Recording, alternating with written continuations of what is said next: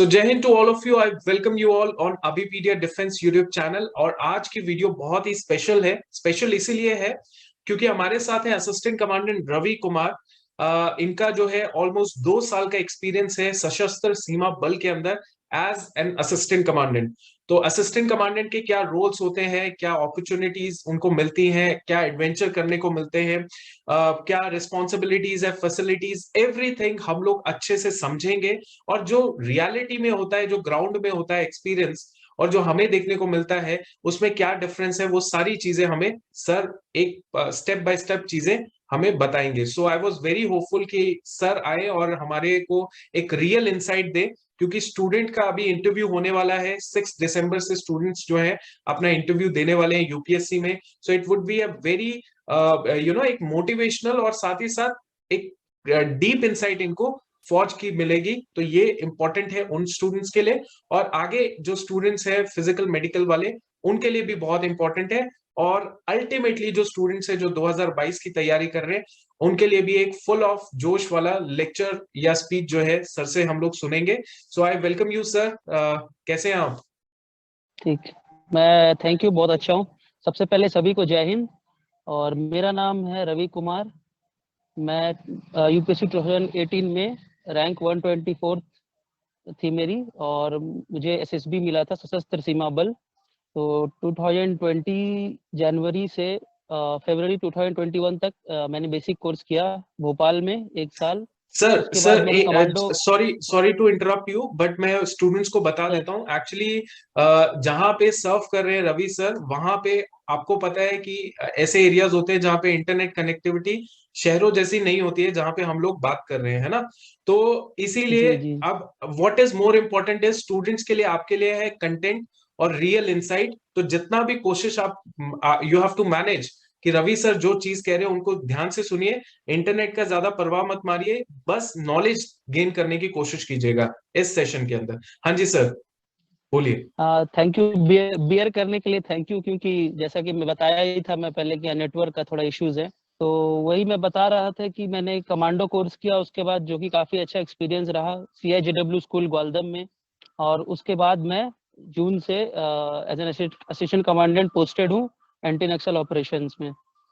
तो सबसे पहले मैं ये बोलना चाहूँगा कि जो फोर्सेस में है, CAPF में जो 5 फोर्सेस हैं, उसमें जो है सशस्त्र सीमा बल खास करके एक परफेक्ट, जो आप बोल सकते हैं कि मल्टी डिमेंशनल मल्टी रोल में जो एक प्रॉपर CAPF की डेफिनेशन हमें सशस्त्र सीमा बल में मिलती है। सभी फोर्सेस इंपॉर्टेंट है, सभी की अपनी अपनी ड्यूटीज है। लेकिन मैं अपने फोर्स को जो काफी नजदीकी से 2 साल से देख रहा हूँ, तो मुझे जो मैंने देखा है अपने एक्सपीरियंस से भी, अपने सीनियर्स के एक्सपीरियंस से, और जो फील्ड में होता है, तो सशस्त्र सीमा बल जो मुझे हर तरह की अपॉर्चुनिटी, ना ही मुझे, जितने भी फोर्स मेंबर हैं सभी को एक प्रोवाइड करती है कि हर तरह के रोल में जाके हर तरह की ड्यूटीज निभा सकें। जी अतुल जी। सर शुरू से शुरू करते हैं। मतलब कि जी जैसे आप एसएसबी में गए, आपने ट्रेनिंग शुरू की अपनी। तो पहले महीना जो आपका था ट्रेनिंग का, उसमें आपने कैसा, आपका मेंटालिटी चेंज हुआ? पहले कैसे मेंटालिटी थी और अब उस टाइम पे कैसी मेंटालिटी चेंज हुई? हाँ जी, बहुत अच्छा सवाल है। क्योंकि अभी जो हम, जैसे मैं 24th बैच का था, सशस्त्र सीमा बल डायरेक्ट एंट्री 24th बैच। तो अभी 26th बैच जो SSB की है, वो जस्ट अभी उनका कोर्स जस्ट शुरू होने वाली है। तो उनके लिए भी एक अच्छा एक्सपीरियंस हो जाएगा थ्रू दिस वीडियो ऑल्सो। तो मैं उनको ये बताना चाहूँगा कि जो आने वाले हैं फोर्सेज में भी तैयारी कर रहे हैं, कि जो हम जैसे जाते हैं एक सिविलियन लाइफ से हम जाते हैं। जैसे मैं अभी दिल्ली में प्रिपेयर कर रहा था, तो उसके बाद जब हम जाते हैं उस जगह पर, सबसे पहले होता है कि फिजिकली, तो फिजिकली हमें सबसे बड़ा बर्डन लगता है कि क्या हम फिजिकली कर पाएंगे, क्योंकि फिजिकल स्टैंडर्ड्स जो होता है सेंट्रल आर्म पुलिस फोर्सेज में वो काफ़ी हाई होता है। तो फिजिकली हमें थोड़ा चैलेंजिंग लगता है। फिर मेंटली भी होता है, क्योंकि आप हमेशा घर और इस तरह का माहौल में रहते हैं, तो आपको फिर जो जाके हॉस्टल लाइफ, या आप बोल सकते हैं कि जो फोर्स वाली लाइफ जीनी पड़ती है, जिसमें प्रॉपर डिसिप्लिन लाइफ होता है। मॉर्निंग में PT, फिर आपका ड्रिल, ड्रिल के बाद इंडोर क्लासेस है, वेपन की क्लासेस हैं, और भी आपको एक्स्ट्रा करिकुलर एक्टिविटी है, हॉर्स राइडिंग है, स्विमिंग है, हर तरह की चीज़ों के आगे आपको एक्सपीरियंस मिलता है। लेकिन आपको सबसे जरूरी ये है कि जब आप जाते हैं तो मेंटली एक तरह से तैयार होके जाएं कि हाँ, मैं अब वहां जा रहा हूँ। तो मैंने जो डिसाइड किया है कि मैं इस फोर्स में सर्व करूंगा, मैं अपनी कंट्री को सर्व करूंगा। तो मेरे अंदर वो जज्बा है, तो आप मेंटली तैयार होकर जाए, फिजिकली जो है उतनी इश्यूज नहीं आएंगे जो कि मेंटली इश्यूज आएंगे, क्योंकि अगर मेंटली तैयार है, अगर मेंटली टफ है, तो फिजिकली आप आराम से कर लेंगे। बिकॉज एक ग्रुप होता है, सब लोग एक दूसरे को मोटिवेट करते हैं, आपके जो वहाँ पे ट्रेनर्स रहते हैं, जो उस्ताद रहते हैं, वो आपको सपोर्टिव रहते हैं, हर तरह से आपको मदद करते हैं। और मैं भी गया था तो काफी मेरी भी शुरू में काफी दिक्कतें हो रही थी, मैं भी वेट बहुत ज्यादा था मेरा, बट जो एक ग्रुप जो मिल जाता है आपको, काफी मोटिवेटिंग ग्रुप होता है, और जो आपके ट्रेनर्स होते हैं वो काफी आपको एनकरेज करते हैं, तो धीरे धीरे वो ट्रांजिशन हो जाता है और आप चीजों को सीखने लगते हैं। हाँ, बट आपका माइंड मेंटली प्रिपेयर्ड होना चाहिए। आप चीजों का एक्सेप्ट जो है जिस तरह है उस तरह से एक्सेप्ट करें, और अपने आप को उस रोल में ढालें। अपने आप को जो है वो आपको 1 साल के बाद आपको अपने आप वो डिफरेंस पता चलने लग जाएगा कि सिविलियन और आप में जो अंतर है। तो ऑल इन ऑल आपको बहुत अच्छा एक्सपीरियंस होने वाला है जो सीएपीएफ में। सर मेरा दूसरा क्वेश्चन है कि आपकी पहले मंथ में कितनी सैलरी आई थी, अगर आप बताना चाहते हो तो, क्योंकि ऑब्वियसली दिस इज ऑल्सो अच्छा, a kind of a motivation. See जैसे ये है कि अभी जैसे नए जो आएंगे उनका जैसे हर आपको पता है कि हर 6 मंथ में वो इंक्रीमेंट लगता है। तो मैं जब गया था तो मेरी फर्स्ट सैलरी जो थी वैसे 20 डेज की मिली थी, क्योंकि सॉरी 10 डेज की मिली थी, क्योंकि मैं जनवरी 21 2020 को ज्वाइन किया था। तो फर्स्ट 10 डेज था, लेकिन फर्स्ट 3 मंथ्स की सैलरी आई थी। तो फर्स्ट 10 डेज के लिए मुझे 23,000 कुछ मिला था। उसके बाद वही उस समय मेरी जो बेसिक पे थी 56,100। तो टोटल अराउंड मंथली अगर अब मैं बताऊं तो 69,000 उस समय मुझे मिली थी। तो उसमें अलाउंसेस और टीपीटी वगैरह सब ऐड होती है। उसके अलावा आपका एनपीएस और एनपीएस कट जाता है। आपको पता ही होगा कि नेशनल पेंशन जो है स्कीम है उसके तहत। तो 69 से जो भी माइनस हो जाता है, जो कुछ सीजीईआईएस होता है और एनपीएस होता है, तो आपको 62 63 स्टार्टिंग मिल ही जाता है। और अब तो और धीरे धीरे इंक्रीमेंट हो रहा है, तो अब आज के डेट में ज्यादा ही मिलेगा। ओके सर, तो जैसे ही आप पास आउट हुए अपनी एकेडमी से, तो आपका फिर उसके बाद जर्नी कहाँ पे शुरू हुई, कहाँ से आपने शुरुआत की? जी, तो मैं पास आउट हुआ February 22 2021, मतलब इसी साल। और उसके बाद काफी मतलब पास आउट जो होता है आपके लिए एक बहुत इमोशनल मोमेंट होता है, क्योंकि आपके फैमिली वहाँ मौजूद होते हैं। सबसे बड़ी बात, 1 साल जो आपने जो आपको बोलता है तपस्या किया, आपने जो ट्रेनिंग में जो खून भी बहाया, पसीना भी बहाया, मैं दिखाना चाहता तो मैंने खून भी बहाया है, यहाँ पे एक कट भी मुझे लगा था। तो ये सब जो करते हैं तो लास्ट में आपके मम्मी पापा और आपके घर वाले मौजूद होते हैं, आपको स्टार्स लगते हैं, 3 सितारे कंधे पे, एक रिस्पॉन्सिबिलिटी आती है। तो काफी वो जो आपको पासिंग आउट मोमेंट एक काफी इमोशनल और आपके लिए जो आपकी मेहनत है उसको वो दर्शाता है।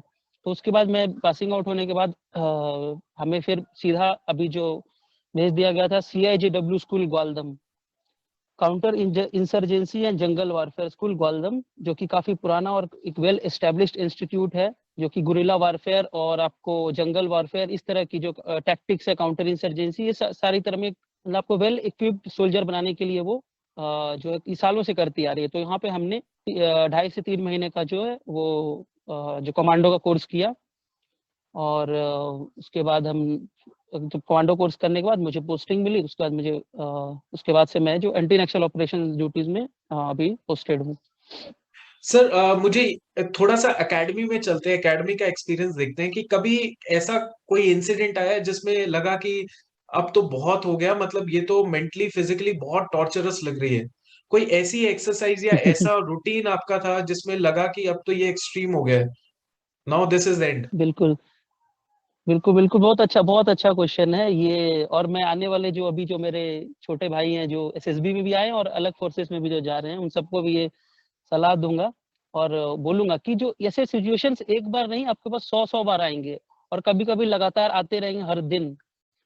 तो आपको बिल्कुल जो मैं पहले बताया था कि मेंटली तैयार रहना, फिजिकली जो चीजें हो जाती है, अगर मेंटली आप हार मान जाते हो तो जो है आप फिजिकली भी हार जाते हो। तो सबसे पहले आएगी सिचुएशन आएगी, जैसे कि फॉर एग्जांपल मैं दूंगा, हमारा जंगल एक्सरसाइज हुआ था बेसिक ट्रेनिंग में, मिड टर्म के समय भी हुआ था और फाइनल भी हुआ था। तो उसमें आपको 4 से 5 दिन जंगल में रहना पड़ता है। वहाँ पे आपको सेल्फ सफिशिएंट तो मतलब वहाँ पे अरेंजमेंट्स किए जाते हैं, बट स्टिल आपको जंगल में रहना है, ठंड में भी है और गर्मी में भी, बरसात हो रहा हो, ऑपरेशन करना है।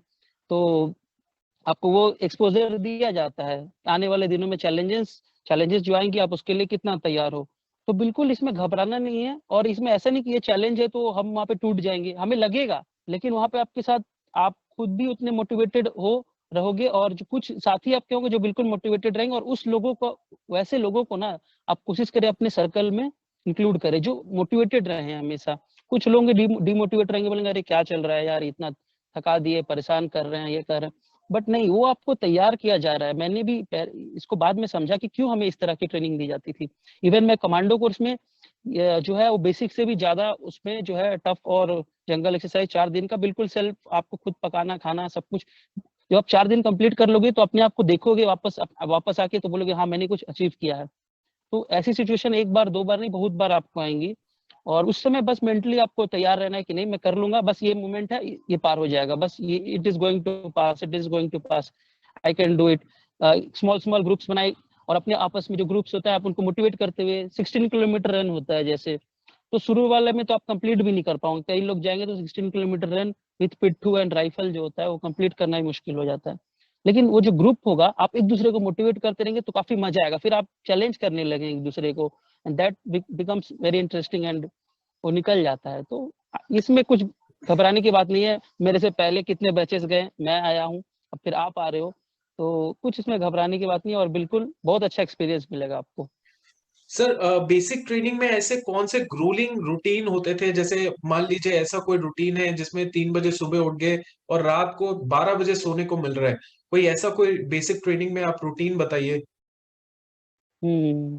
जी, तो हुआ है मोस्टली, जैसे कि कभी फायरिंग के लिए हमें दूर जाना पड़ता था, काफी दूर, तो सुबह 3 बजे उठ के या 3:30 बजे उठ के तैयार होके, कभी 3 बजे कभी 4 बजे निकलना पड़ता था। तो फायरिंग रेंज बहुत दूर हुआ करता था फायरिंग प्रैक्टिस के लिए। तो आप मॉर्निंग में जाओ, फिर वहाँ पे शाम तक फायरिंग होगा, फिर पैकअप होगा, फिर आप एक एक चीज वहाँ पे देखोगे, जाने से पहले भी आप एक एक चीज काउंट करके एवरीथिंग लेके जाना है, और रिस्पॉन्सिबिलिटी होती है आपके ऊपर, फिर आने समय भी एक एक चीज की counting and everything proper place को वो करके वापस आना है।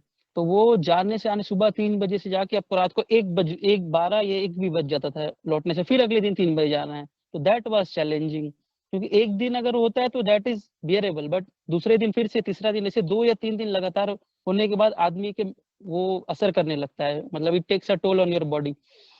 तो ये हो तो हुआ था, ऐसे 2 3 बार हुआ है। और कभी कभी evening PT, night fall in, तो चेक रोल कॉल बोलते हैं, कभी रात में अचानक से उठिए, उठ जाइए। तो वो कभी कभार, इट्स नॉट मतलब रेगुलर रूटीन है, कभी कभार आपको वो चेक करने के लिए, and you are ready for everything, कब आप अलर्ट हो कि नहीं, तो इसमें कुछ घबराने वाली बात वैसे नहीं है, you can okay. Do it. Okay. जी। ओके। सर ये बताइए कि जैसे आपका सेपरेट रूम होता है, हर एसी को एसएसबी के अंदर सेपरेट रूम मिलता है, और क्या क्या स्टार्टिंग में फैसिलिटीज मिलती है? Facilities, okay. तो जैसे कि ऐसे खासकर मैं अगर एसएसबी की बात करूं, तो एसएसबी की जो वेल एस्टेब्लिश्ड इंस्टीट्यूट, जो ट्रेनिंग एकेडमी थी, वो पहले श्रीनगर गढ़वाल में थी, उत्तराखंड में। तो 2013 फ्लड्स के चलते वहां पर काफी डिस्ट्रक्शन हो गई, और उसके बाद शिफ्ट करना पड़ा। 2017 से भोपाल में ट्रेनिंग एकेडमी शिफ्ट हुई है। तो जब हम गए थे तो काफी नासेंट स्टेज में था, और धीरे धीरे डेवलपमेंट उसका जो चल रहा था। तो अभी काफी हॉस्टल जो काफी वेल एस्टेब्लिश्ड और एक अच्छा सा हॉस्टल बन गया, और अभी इंडिविजुअल रूम्स ही अभी इस बैच से मिलना शुरू हो गया। पहले हम जब थे तो हम डबल शेयरिंग में मोस्टली रहते थे। तो अब सिंगल रूम मिल रहा है, वेल एस्टेब्लिश्ड है, और उसमें एसी भी है। उसके बाद आप जो फैसिलिटीज की बात करें तो उसमें मेस होता है आपका, आपको रूम बॉयज मिलते हैं, जो लड़के जो है आपके जो कपड़े वगैरह धोना, आयरन करना, वो है आपको तैयार करना, और वो करते हैं। और जो उसके बाद जो एक्स्ट्रा करिकुलर में से गेम्स के लिए वॉलीबॉल, और जो टीम गेम्स जो भी है, football, handball, badminton, horse riding, swimming, ये जो है, ये सब एक्स्ट्रा करिकुलर, एक्स्ट्रा बास्केटबॉल, तो ये सब आपको ओके। खेलने का मौका मिलता है। जी। ओके। सर तो अभी जैसे एकेडमी में आप गए तो चलो एक रूम मिल रहा है, अभी जैसे फॉर एग्जांपल आप फुल असिस्टेंट कमांडेंट पोस्टेड है, तो अभी कितना आपके हम्म। रूम है, मतलब? अभी आप एक असिस्टेंट कमांडेंट जो होता है, वो उसको हर जगह जहां भी वो पोस्टेड रहे, उस कंपनी का जो लीड करता है, कंपनी को 137 की स्ट्रेंथ को जो लीड करता है, तो उसको जहाँ भी जाए उसको एक अपना पर्सनल रूम मिलेगा। जहाँ भी हो जाते हैं, जहाँ पे भी वो पोस्टेड होते हैं, उनका एक पर्सनल अपना रूम होता है। एंड उसमें अमेनिटीज बेसिक जो चीजें आपको मिलेगी ही। कहीं पे आपको बहुत अच्छा मिल जाएगा, कहीं पे थोड़ा सा कंप्रोमाइज करना पड़ता है, बट मोस्टली आपको जो बेसिक चीजें वो मिलेगी।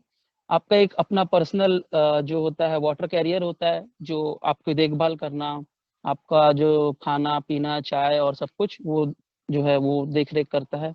आपके लिए ओके। वॉशरमैन होते हैं, यहाँ पे कंपनी वॉशरमैन होता है, आपका बार्बर होता है, और आपका स्वीपर होता है। तो एवरीथिंग वो बेसिक जो चीजें वो सब आपके पास होती है। आपको ये सब ऑथोराइज्ड है। आपकी एक व्हीकल होगी। तो जैसे मेरे पास अभी स्कॉर्पियो है, अपनी जो है मुझे मिली हुई है मेरी ओके। कंपनी में। ओके। जी। ओके। तो राइट ये सर। बेसिक चीजें आपको सारी मिलेगी। ओके सर, ट्रेनिंग के टाइम पे कौन कौन से हथियार आपने चलाए हैं? ये भी काफी लोगों को, मतलब काफी लोगों के लिए काफी एक्साइटिंग रहता है ये सब जानना, वेपन्स। तो काफी मेरे साथी होंगे जो जानना चाहेंगे। तो इसमें जो है बेसिक आप जितने भी वेपन्स देखे देखे होंगे, सॉरी, तो इसमें आपने जो वेपन्स देखे होंगे हमारे पास मोस्टली सारे सीएपीएफ के पास होते हैं। जो उसमें से कुछ इंसास राइफल हो गया, एआर हो गया, और जितने भी वेपन्स है, और मोटर हो गया, कार्बाइन, एलएमजी, एमएमजी, ग्रेनेड, और ग्लॉक, बरेटा, काफी हर तरह पिस्टल भी हैं हमारे पास। जो असॉल्ट राइफल भी है, स्मॉल मशीन गन हो गया, और 81 mm mortar, 51 mm mortar, mini flare. तो ओके। हर तरह का मोस्टली जितना वेपन